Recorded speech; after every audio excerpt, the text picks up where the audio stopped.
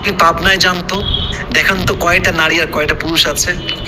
আপনি বেশিরভাগ পুরুষ পাবেন যারা কোনো মানুষকে পছন্দ করেছিল, ভালোবেসেছিল, ধোকা খেয়ে আজকে মেন্টালি সিক হয়ে গেছে, ঠিক কিনা বলেন?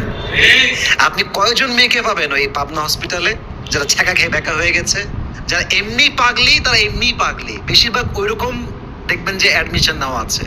কিন্তু বেশিরভাগ যুবক কিংবা বেশিরভাগ পুরুষ পাগল হয়েছে এই ইস্যু কেন্দ্র করে, অমুকে ধোকা দিয়ে দিয়েছে, অমুকে ছেড়ে দিয়েছে, অমুকের সঙ্গে সংসার ছিল, সংসার ভেঙে গিয়েছে।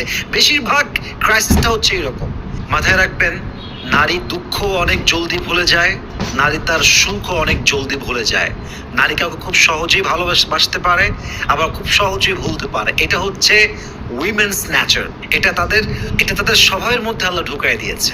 ইভেন আপনি ভাবতেছেন যে আপনি আপনার ওয়াইফকে তালাক দিয়ে দিবেন, অমুক নারীকে আপনি ছেড়ে দিবেন, সে আপনার জন্য সারা জীবন মরে যাবে, কান্নাকাটি করে জীবনটা বরবাদ করে দিবে। It's absolutely wrong idea. এটা ভুল ধারণা। নারীদেরকে আল্লাহ তাআলা এমন ভাবে সৃষ্টি করেছেন, সে খুব সহজেই ভালোবাসতে পারে, খুব সহজেই আবেগে পড়তে পারে, আবার খুব সহজেই সেখান থেকে বের হয়ে আসতে পারে।